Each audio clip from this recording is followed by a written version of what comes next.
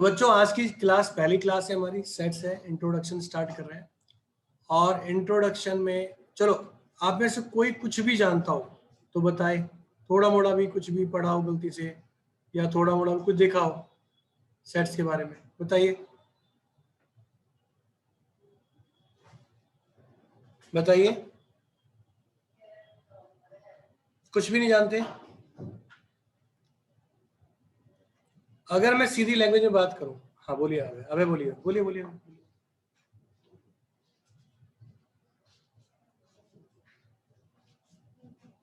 चलिए, a well defined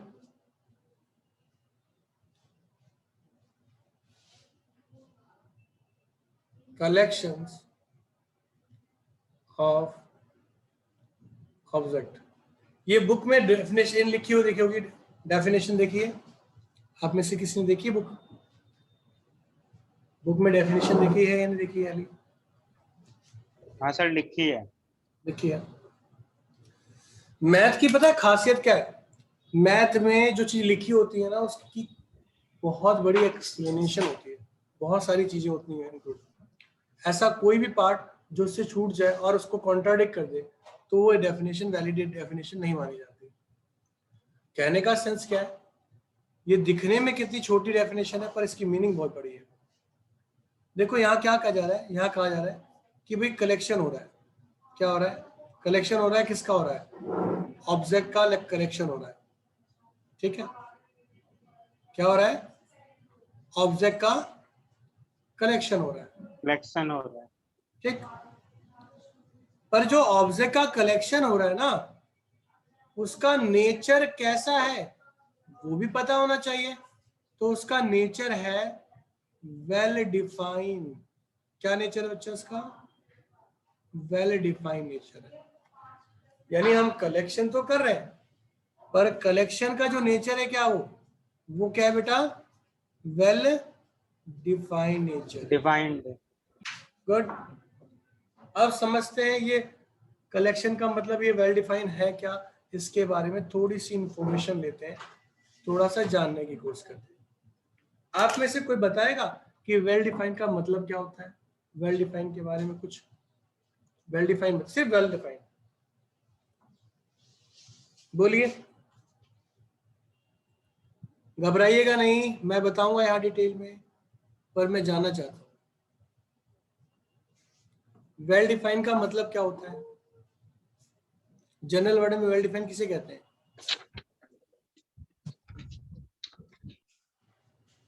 voice नहीं जब है। हम किसी भी चीज को ढंग से डिफाइन करते हैं।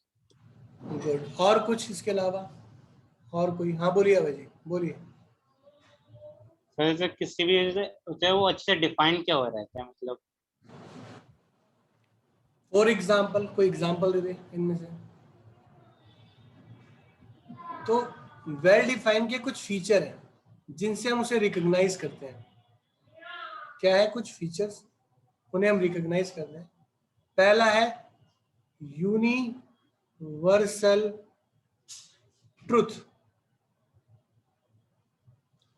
यूनिवर्सल ट्रुथ का सेंस क्या है? मैं कहता हूं sun rises in the east,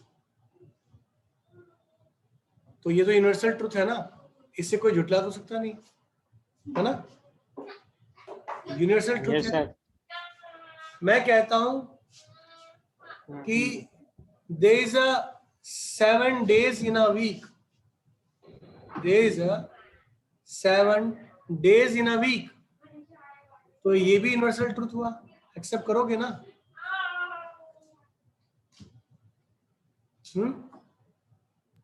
yes sir. Good. मैं कहता हूं there is a 12 months in a year, तो होगा क्या होगा? ठीक, Ganga is a river of India जैसे हमने बता दिया। तो एक कंडीशन क्या होगी? यूनिवर्सल ट्रुथ हमेशा क्या होती है बेटा? वेल डिफाइन होती है। ओके, ठीक है ना। दूसरा फीचर कॉमन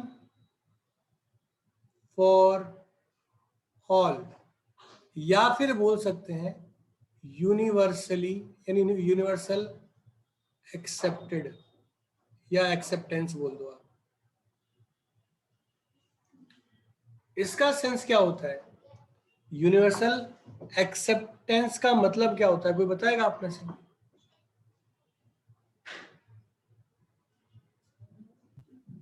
सर वो यूनिवर्सली एक्सेप्ट किया गया हो।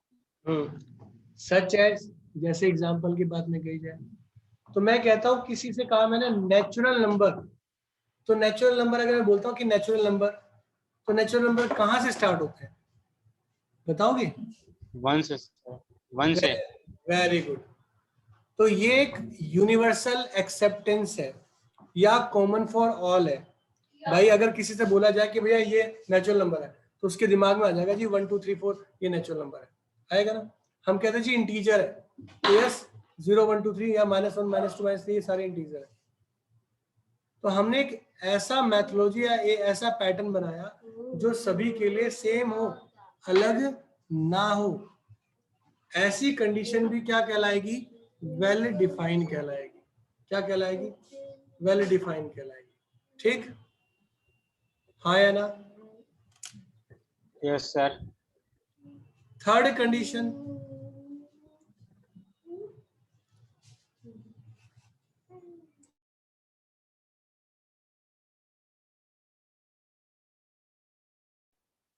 बेटा वॉइस आ रही है ना? कोई दिक्कत तो नहीं वॉइस में?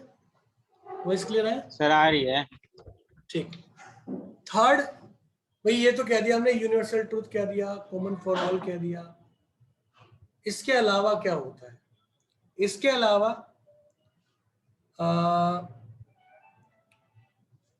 Not not repeated, not repeating.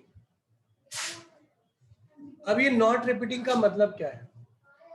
अब मान लीजिए थोड़ी देख लीजिए, ये सिंबल है बेटा, इस सिंबल को हम करली ब्रैकेट बोलते हैं। क्या बोलते हैं? करली करली ब्रैकेट है। ब्रैकेट कहते हैं। और इस करली ब्रैकेट के अंदर जो लिखा जाता है, जो नंबर लिखे जाते हैं या जो अल्फाबेट लिखे जाते हैं, उन्हें हम एलिमेंट बोलते हैं। क्या बोलते हैं? एलिमेंट बोलते हैं या मेंबर बोलते हैं। ठीक, एक्चुअल में इसी कंडीशन को सेट कहा जाता है, जैसे set A, set B, set C, कुछ ऐसी कंडीशन। अब नॉट रिपीटिंग का मतलब क्या है कि अगर किसी भी फैमिली, जैसे मान लो ये घर है, ये यादव जी का घर है, हमारे हिमांशु यादव जी का घर है। हिमांशु जी आपकी फैमिली में कितने मेंबर है?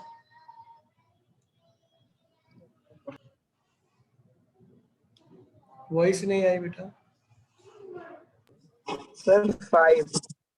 5 member, mummy, mother, father, you, Himanshu लिख देता हूँ, और बड़ा भाई, सिस्टर। 2 सिस्टर हैं, S1 S2। ठीक, दोनों में डिफरेंस होना चाहिए। मुझे एक बात बताओ, मान लीजिए ये आपका घर है, तो क्या आप में से कोई ऐसा मेंबर है जो 2 बार उस घर के अंदर हो सकता है, 2 जगह हो सकता है? पॉसिबल है? फिजिबल है? अब मान लीजिए आप, ये घर है आपका और घर में आप सभी मेंबर की बात है, क्या कोई ऐसा मेंबर है जो 2 बार डिफाइन किया जा सके या 2 जगह हो, कमरे में, इस कमरे में भी हो, उस कमरे में भी हो? फिजिबल है क्या? नहीं होगा। तो कहने का सेंस ये है कि किसी भी सेट के जो मेंबर होते हैं या कंडीशन होती है वो कभी रिपीट नहीं होती। अगर वो रिपीट हो जाएगी तो वो वेल डिफाइंड नहीं होगी। बात समझ में आई? किसी भी फैमिली और सेट के कोई ऐसा भी मेंबर जो रिपीट होने लगे वो फिजिबल नहीं है, उनका उनकी होने की पॉसिबिलिटी नहीं होगी। क्लियर है? तो इस रेपिटेशन को हम अलाउ नहीं मानते। बात समझ में आ गई यहाँ तक सभी को? यस सर आ गए। चौथी चीज, use of curly bracket. Obvious सी बात है, करली ब्रैकेट क्या है, एक नोटेशन है ना, करली ब्रैकेट क्या है, एक नोटेशन है। अब भाई एक घर को देखकर हम कहते हैं जी ये यादव जी का घर है, ये शर्मा जी का घर है, तो कहने का मतलब है कोई तो नोटेशन होगा उसका। कैसे आप कह सकते हो कि वो शर्मा जी का घर है या उनका घर है? उस नोटेशन को डिफाइन करने के लिए, किसी मेंबर को डिफाइन करने के लिए, ग्रुप को डिफाइन करने के लिए हम किसका यूज करते हैं, इसका यूज करते हैं। ठीक है, यहां तो ओके है।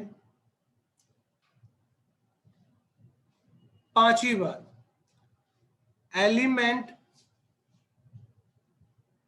Elements have same nature. अब सेम नेचर का सेंस क्या है? अगर मैं इकट्ठा कर रहा हूं तो मैं कहूंगा जी, जैसे मैंने कहा कि नेचुरल नंबर, तो नेचुरल नंबर होंगे। मैं कहूंगा इवन नंबर है तो इवन नंबर होंगे, ओड कहूंगा तो ओड होंगे। मैं कहूंगा जी शर्मा जी की फैमिली है, ओके जी, ये यादव जी की फैमिली है, ओके। तो सभी का नेचर क्या होगा, सेम होगा। अगर अलग अलग नेचर होंगे तो उन्हें तो हम इकट्ठा कर ही नहीं सकते भाई। पॉसिबल है क्या? फिजिबल है? अलग अलग मतलब एक कुछ और चीज है और एक दूसरी चीज है, तो क्या फिजिबल है उन्हें इकट्ठा करना? और इकट्ठा होगा भी तो उसका कोई सेंस निकलेगा? बताइए, अरे बोलो, हाँ ना बोलो। सर नहीं सर। नहीं निकलेगा। तो सबसे इंपॉर्टेंट बात क्या होगी इसमें, कि इनके एलिमेंट का नेचर क्या होना चाहिए, सेम होना चाहिए। अब रिप्लेसमेंट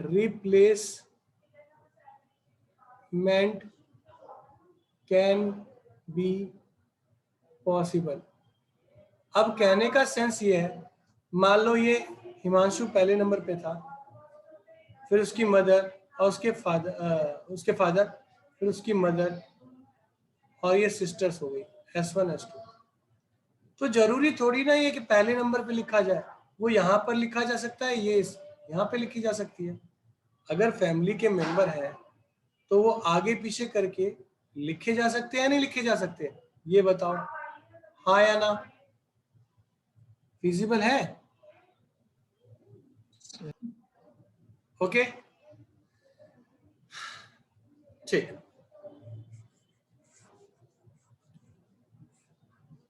हाँ जी, तो वेल डिफाइन का नेचर समझ में आया। वेल डिफाइन का मतलब है universal truth, common for all, not repeating, use of curly bracket, element have same nature, और repetition can be possible. Replacement possible है, रिपीटेशन अलाउ नहीं है, ये ध्यान रखना। अगर रिपीट होगा तो वेल डिफाइन होगा। अगर इनमें से कोई भी कंडीशन जस्टिफाई हो जाती है, वहां पर मोस्ट ऑफ सारी हो जाएंगी, तो हम वो कंडीशन को क्या बोल देते हैं जी, वो वेल डिफाइंड है। और वहां जो कलेक्शंस होंगे, मेंबर के जो कलेक्शन होंगे, उन कलेक्शंस का हम क्या बोलेंगे, एलिमेंट्स बोलेंगे। और अब एक बात बताओ, स्कूल है, स्कूल जाते थे पहले, भी तो फिलहाल नहीं जा रहे हो, स्कूल जाते थे तो क्या सभी बच्चों को एक साथ पढ़ाया जा सकता था क्या? नहीं सर। नहीं पढ़ाया। उसके लिए क्या किया उन्होंने, क्लास डिवाइड करी ना, 6 7 8 9 10 11 12 है ना। फिर उन्होंने कहा अब 11th के मतलब बच्चे हैं, मान लो आप 11th क्लास के हैं, तो 11th के बच्चे हैं 10, कितने हैं, 10 या 20, मान लो 20 स्टूडेंट्स हैं, सबको मैथ पढ़नी है। क्या पढ़नी है सबको? मैथ पढ़नी है। तो ये जो 20 स्टूडेंट हुए, ये क्या है, एलिमेंट है ना? बोलो, स्टूडेंट 1, स्टूडेंट 2, यस। ये 20 एलिमेंट हुए ना। ठीक, इनमें खासियत क्या है, सबको मैथ पढ़नी है, यानी सब मैथ की क्लास के लिए बैठे हैं, तो सबके लिए कॉमन हो गया, एक कॉमन पॉइंट हो गया। हमने बोला कॉमन होता है नेचर, ठीक, ओके, एलिमेंट्स भी मिल गए। तो क्या मैं 20 बच्चे को ग्रुप को पढ़ा दूंगा क्या? नहीं पढ़ा सकता। जब तक आपने नोटिस किया होगा, उन बच्चों को पढ़ाने के लिए मुझे क्या चाहिए, एक स्पेस चाहिए ना, स्पेस मतलब एक रूम चाहिए। आप जब स्कूल में जाते हो तो कहीं ऐसे तो नहीं कहीं भी बैठ जाते हो, आपको आपकी क्लास, आपके लिए एक क्लासरूम बुक होती है ना, कि हाँ भाई ये 10th है, ये 11th की है, ये 11th कॉमर्स है, ये 11th साइंस है, ऐसा है ना, मिलती है नहीं मिलती क्लास? अरे मिलती है नहीं मिलती है? मिलती है सर। हाँ मिलती है। यस सर, मिलती है। तो एलिमेंट को डिफाइन करने के लिए हमें क्या चाहिए, क्लास चाहिए। और क्लास, जैसे हम बोलते हैं क्लास, उसी तरह से जब एलिमेंट को डिफाइन किया जाता है तो ये जो करली ब्रैकेट है ना, वो क्लास का काम करती है। क्या करती है? ये नोटेशन है क्लास का। किसका नोटेशन है? क्लास का। अब मुझे क्या हुआ, मैंने बच्चों का कलेक्शन किया जो 11th क्लास के बच्चे थे, जो मैथ पढ़ना चाहते थे, 20 बच्चे। ओके, तो उन बच्चों को हम क्या बोलेंगे, एलिमेंट बोलेंगे। किसका? किस क्लास का? मैथ क्लास के भी। ठीक है, अब किसी भी क्लास मिल गई, एलिमेंट है, ठीक है, पर किसी को भी आइडेंटिफाई करने के लिए नेम का होना जरूरी है नहीं है? बोलो, है सर। नेम का जरूरी है। जैसे आप आइडेंटिफाई कैसे किए जा रहे हो? अभय के नाम से। आप किसके नाम से किए जा रहे हो? हिमांशु के नाम से किए जा रहे हो। वैसे ही मैं आइडेंटिफाई किया जाऊंगा मेरे नाम से, कृष्ण कुमार सिंह के नाम से। तो मेरे कहने का मतलब है, नेम, यहां पर एक point of name of set always in capital letter। ठीक है? अरे ठीक है बच्चों। Yes sir. और element of set can be written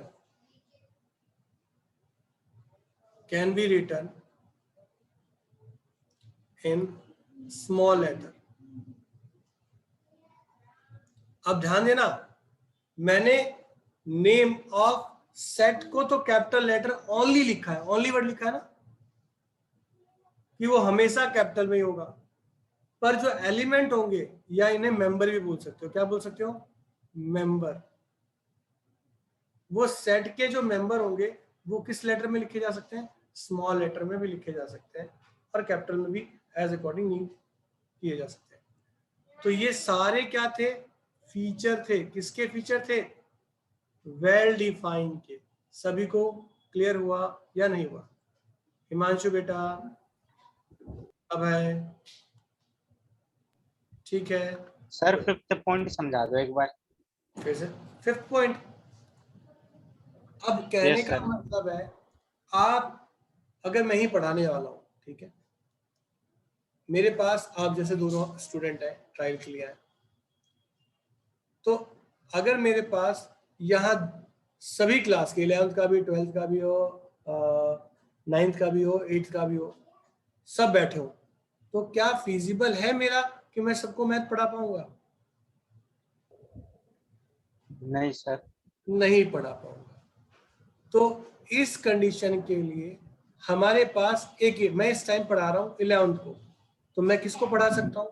सिर्फ 11th को पढ़ा सकता हूँ, है ना? जब मैं 12th को पढ़ाऊंगा तो 12th को पढ़ाऊंगा। तो मेरे कहने का मतलब है, जब भी कोई, मतलब कोई भी एक्टिविटी होती है ऐसी, तो उसमें जो कलेक्शन होता है ना, जिन एलिमेंट का, उनका नेचर सेम होना चाहिए। अब मान लीजिए, आपका पूरा नाम क्या है भाई? सर अभय कुमार। पूरा, और टाइटल नहीं लगाते कोई? सर टाइटल महतो आता है। महतो आता है। मान लीजिए महतो जी की फैमिली है, तो महतो जी की फैमिली के अंदर उनके पापा है, मम्मी है, वो खुद है, सिस्टर है, ब्रदर है। इसमें शर्मा जी की फैमिली के मेंबर आ सकते हैं क्या? आपके घर में नहीं सर। नहीं आ सकते ना? नहीं नहीं आ सर। सकते। हाँ, तो मेरे कहने का सेंस यहाँ है कि जो भी जिसका घर है ना, वो उसके मेंबर उसी के नेचर के होने चाहिए। तो यहाँ पर महतो जी की फैमिली है, तो मेंबर किसके होंगे? महतो जी के होंगे। तो सभी की एक खासियत हुई ना, कॉमन नेचर, कि हाँ यार ये मैथोलॉजी की फैमिली है।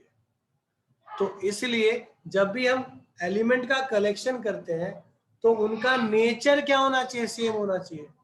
आई बात समझ में? Yes sir. और कोई पॉइंट आगे कंफ्यूज कर रहा हूं? नहीं सर, और कोई पॉइंट नहीं है। क्लियर है? फिर बताता हूं। पहले तो इस नोटेशन को आप क्या बोलते हो, कर्ली ब्रैकेट बोलते हो, बता दिया मैंने सारी चीजें। हमने कहा कि डेफिनेशन क्या थी, a well defined collection of object. तो कलेक्शन तो किया जा रहा है, पर किसका? ऑब्जेक्ट, जो ऑब्जेक्ट है उनका नेचर क्या होना चाहिए? Well defined. वेल डिफाइंड है। वेल डिफाइंड में क्या क्या कंडीशन आई?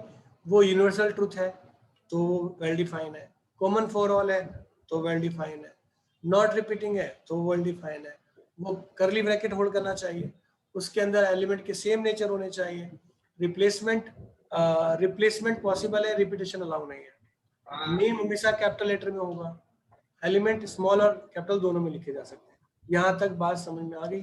आया ना? यस सर, आ गई। अब बात आती है सर सेट्स। तो आपने समझा दिया कि जी कर्ली ब्रैकेट लगेगा, इसमें नंबर लिखेंगे, काम हो गया खत्म। पर लिखे कितने टाइप से हैं, कितने तरीके से लिखे जाते हैं? तो आप मेथड बोल लो या फॉर्म बोल लो, मेथड बोल लो और फॉर्म बोल सकते हो, कुछ भी बोल सकते हो, मेथड या फॉर्म। तो यहां पर दो मेथड है रिप्रेजेंट करने के। पहला मेथड बच्चों क्या है, उसे आप रोस्टर फॉर्म कहते हैं। क्या कहते हैं? Roster form. दूसरों को आप बोलते हो सेट बिल्डर फॉर्म। इस रोस्टर फॉर्म का एक और नाम है जिसे हम टेबुलर फॉर्म बोलते हैं। एक बात ध्यान रखना बच्चों, नेम आपको पता होना चाहिए। अगर डिफर डिफर नेम है तो नेम पता होने चाहिए, क्योंकि एग्जामिनर आपको परेशान करेगा नेम के थ्रू। यहां तक मेरी बात क्लियर हो गई या नहीं? नहीं हुई तो बताओ। सर बोलिए। सर हो गई। हिमांशु आपको बेटा? Yes sir. मैं यहाँ पर 1 2 3 4 यहाँ डॉट डॉट करके लिख रहा हूँ। ये एक नेचुरल नंबर है, मैंने इसका नाम दिया ए। देखो ये तो एलिमेंट है, एलिमेंट को जब मैंने करली ब्रैकेट में लगाया तो ये क्या बना, सेट बन गया। और किसी सेट को डिफाइन करना है तो उसको नेम देना पड़ेगा। तो ये एक तरीका है किसको रिप्रेजेंट करने का, सेट का। सेट बिल्डर फॉर्म क्या होती है? इसी चीज को जब हम ऐसे लिखें, x such that x is a natural number, यानी कहने का मतलब है बिल्डिंग की जा रही है। किसकी? वर्ड्स की बिल्डिंग की जा रही है। यानी इसे हम इनडायरेक्ट फॉर्म में कह सकते हैं। यानी कहने का सेंस क्या हुआ, जो रोस्टर फॉर्म है वो डायरेक्ट फॉर्म भी कही जा सकती है, क्योंकि इसे डायरेक्टली हमने लिख दिया। ठीक है। इसकी दूसरी खासियत क्या है, एक तो डायरेक्ट हो गई, दूसरी खासियत क्या है इसकी? इसकी खासियत ये है कि ये इंडिविजुअली मेंबर पे काम करती है। इंडिविजुअल अल्फाबेट या न्यूमेरिक पर काम करती है। पर जो सेट बिल्डर फॉर्म है ना, इसकी खासियत क्या है, ये इनडायरेक्ट फॉर्म है। इनडायरेक्ट फॉर्म है, ठीक है, इनडायरेक्ट फॉर्म है। और ये वर्ड बिल्डिंग करती है, वर्ड बिल्डिंग करती है, या इनडायरेक्ट सिंबल फॉर्मेशन करती है, सिंबल फॉर्मेशन। आप समझो क्या है इसके अंदर। इस फॉर्म को ना हम ऐसे भी लिख सकते हैं, x such that x is equal to n for all n belongs to natural number. इस फॉर्म को लेकर परेशान मत होना। क्यों? क्योंकि इसको मैं डिटेल में आगे चल के पढ़ाऊंगा, अभी आपको डायरेक्टली पढ़ा रहा हूं। फिर ये ऐसे क्यों लिखा गया है, इसके पीछे क्या लॉजिक है, इसकी फॉर्म को मैं वहां डिटेल में पढ़ाऊंगा। अभी जो मैंने पढ़ाया ये बातें सारी क्लियर हुई या नहीं हुई? प्लीज कंफर्म करो तो आगे बढ़े। सर हो गई। हिमांशु बच्चा, अरे ये सेट बिल्डर फॉर्म फिर से समझा दो। Set builder form, set builder form ऐसी फॉर्म है जो इनडायरेक्टली कही जाती है। अब मैंने कहा, जैसे सेंस वाली बात, मैंने कहा जी हाँ, मैंने कहा जी 2 4 6 8 10 12 डॉट डॉट डॉट, ये इवन नंबर है। मैंने बोला एक सेट बनाया 2 4 6 8 ऐसे से करके बना दिया, ठीक। पर यहाँ मेरे को देख के आ रहा है कि नंबर को देख के मुझे पता चल रहा है कि क्या है, ये इवन नंबर है। इसके एलिमेंट को देख कर पता चला ना ये इवन नंबर है। पर इसी चीज को मैं जब वर्ड के अंदर लिखूंगा, क्या लिखूंगा, एक्स, एक्स यानी इस मेंबर की बात कर रहा है। एक्स सच दैट, एक्स क्या है, यानी ये जो मेंबर है वो है क्या, वो है x is even natural number. यानी एक्स कहता है कि एक्स क्या है, वो एक नेचुरल नंबर है। यहाँ हम नंबर को देखकर समझ रहे हैं कि वो नेचुरल इवन नंबर है, यहाँ उसे हम वर्ड में कह देते हैं। इसमें डायरेक्ट अल्फाबेट का यूज किया जाता है, न्यूमेरिक वैल्यू का यूज किया जाता है। इसमें इनडायरेक्टली यूज किया जाता है, पर वर्ड का यूज किया जाता है। ठीक है, हाँ या ना बेटा, क्लियर हुआ या नहीं हुआ? हिमांशु,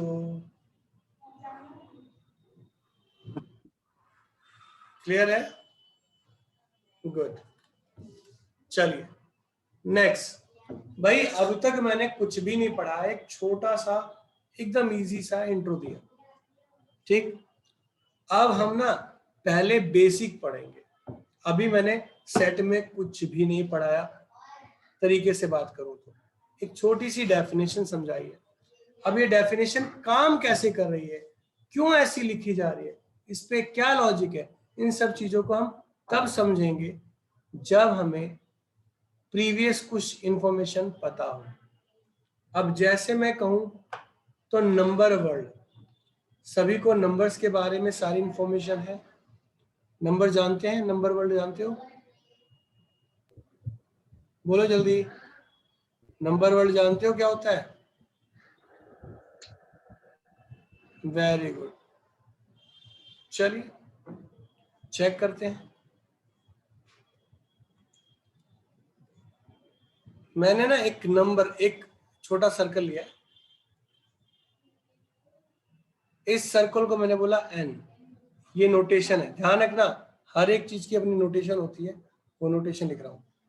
इस तरह से नोट जब करते हैं तो उसे बोलते हैं नेचुरल नंबर, नेचुरल नंबर, ठीक।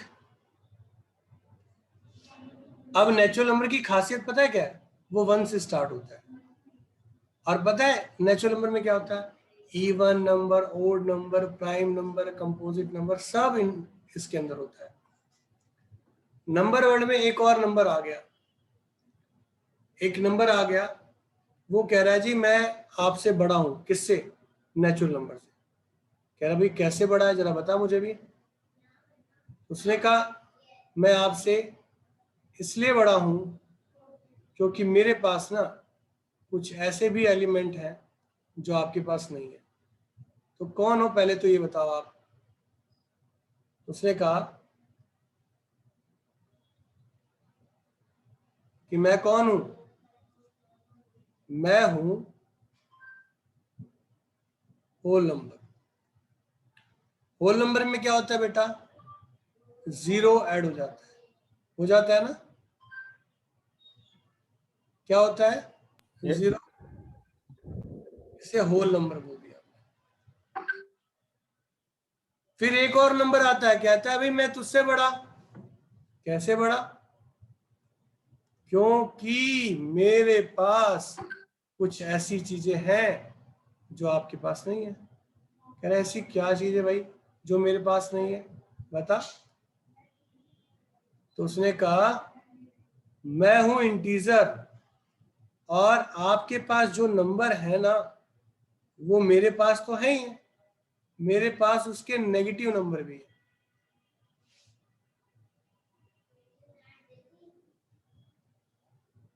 ठीक, बात समझ में आई? इंटीजर, क्लियर है? फिर एक नंबर आया, वो कहता है जी मैं तुझसे बड़ा भाई। तो कैसे मुझसे बड़ा हो गया भाई बता? कह रहा है मेरे पास ना ऐसे भी नंबर है, मेरे पास ऐसे नंबर है जो आपके पास नहीं है। तो कौन से आपके पास नंबर है? तो मेरे पास, मैं हूं रैशनल नंबर। क्या हूं? Rational number. मींस आपके पास नंबर है, मेरे पास नंबर के फ्रैक्शंस भी अवेलेबल है। ठीक, एक नंबर और आया, एक नंबर और आया जिसने कहा मैं सबसे बड़ा हूं भाई तुझसे।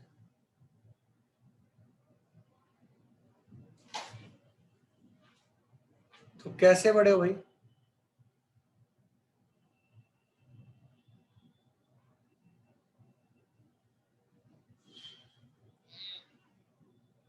कैसे बड़े हो?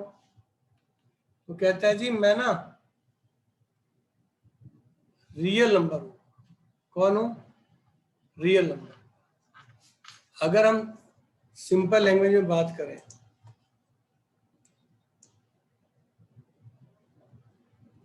आपकी सिंपल लैंग्वेज में बात करें, तो रियल नंबर क्या होता है बेटा?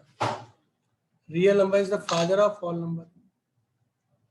रियल को ऐसे लिखते हैं, रियल नंबर क्या होता है? Father of all number. इनके बीच में एक रिलेशन है, इनके बीच में एक रिलेशन है।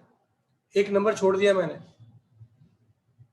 सॉरी यहां पर मैंने क्यू लिखना था, ये गलत लिख दिया है, करेक्ट कर लीजिएगा। ये क्यू है बेटा। ठीक, ये क्या है? Q, rational number. और एक नंबर है इरेशनल नंबर जो हमने छोड़ दिया।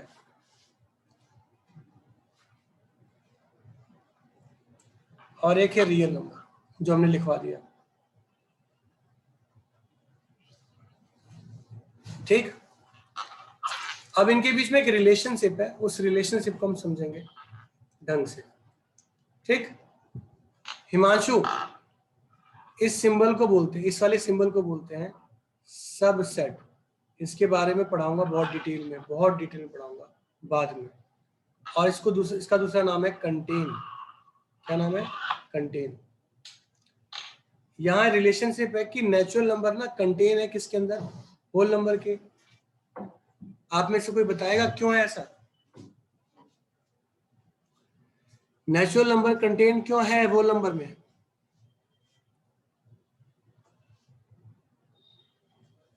आप में से कोई बताएगा? क्योंकि सर नेचुरल नंबर छोटा है इसके लिए। एग्जैक्टली और उसमें एक नंबर ज्यादा है, जीरो बड़ा है, इसलिए वो कंटेन करता है, अपने अंदर होल्ड करता है। ये दोनों किसके अंदर आते हैं? इंटीजर में आते हैं। ये क्यों भाई? क्योंकि इंटीजर कहता है कि आपके जो नंबर है वो तो मेरे पास है ही है, मेरे पास नेगेटिव नंबर भी है। और ये सारे के सारे किसके अंदर आते हैं?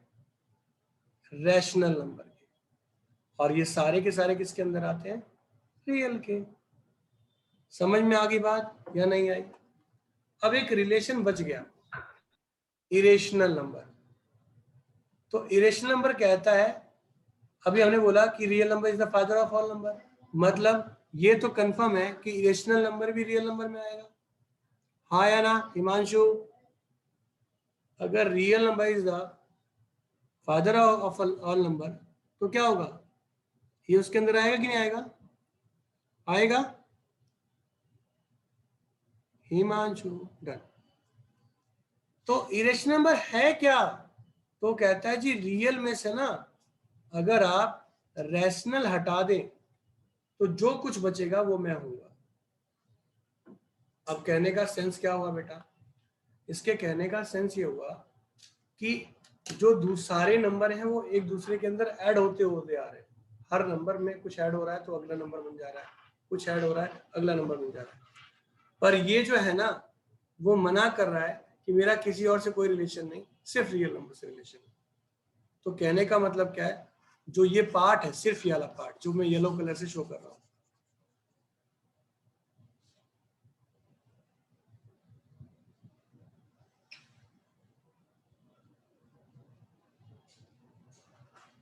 जो मैं येलो कलर से शो कर रहा हूं, ये जो पार्ट है, सिर्फ ये वाला पार्ट, सिर्फ ये वाला पार्ट इरेशनल नंबर है। और यहां तक जो भी कुछ है वो रियल नंबर है। मेरी बात समझ रहे हो मैं क्या कह रहा हूं? हिमांशु, मेरी बात क्लियर हुई? एक बार फिर से बता दो सर। फिर से बता दो। देखो कह रहा हूं जो येलो कलर से मैं शो कर रहा हूं ना, सिर्फ ये येलो कलर वाला पार्ट, ये इरेशनल नंबर है। ये क्या है? Irrational number. क्योंकि इरेशनल नंबर कहता है कि मेरा ना किसी के साथ कोई रिलेशन नहीं है, सिर्फ मैं रियल नंबर के पार्ट, रियल नंबर में आता हूं। ठीक? इरेशनल नंबर क्या कहता है? इरेशनल नंबर कहता है कि मैं जो हूं ना वो रियल के अंदर आता हूं, ठीक है, पर मेरा किसी के साथ कोई नाता नहीं है। यहां से लेकर यहां तक ये सारा जो पार्ट है वो रियल नंबर है। वो क्या है? Real number.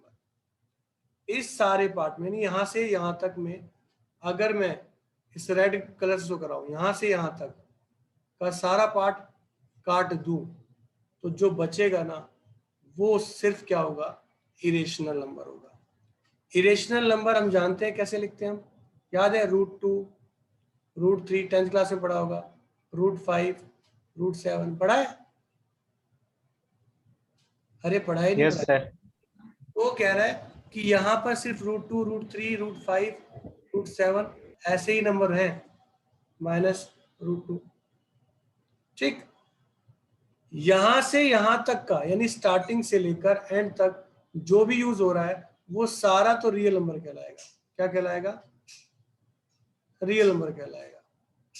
ठीक है? वो क्या कहलाएगा? रियल नंबर कहलाएगा। Real number. पर जो जो क्या नाम है उसके अलावा है, मतलब उसे छोड़कर है, वो क्या कहलाएगा? इरेशनल कहलाएगा। ये बात सभी को क्लियर होगी ना? बताने की जरूरत नहीं है अभी, ठीक है? हिमांशु आप बताइए। हिमांशु समझ में आया या बताऊं? क्लियर हो गया सभी को? सभी को क्लियर है पक्का? तो मैंने क्या क्या पढ़ाया फटाफट देख लेते हैं। मैंने पढ़ाया कि सेट होता क्या है, उसके फीचर क्या है, ये सारे डिस्कस करे मैंने। ठीक है? फिर कितने तरीके से लिखे जा सकते हैं, 2 फॉर्म है, रोस्टर फॉर्म और सेट बिल्डर फॉर्म। और तीसरा नंबर वर्ड क्या होता है, ये पढ़ाया। आज की क्लास में सिर्फ इतना ही। नेक्स्ट क्लास में हम बाकी चीज सीखेंगे। आप सभी मुझे पहले फटाफट अपना व्हाट्सअप करें, फटाफट मुझे दो व्हाट्सअप।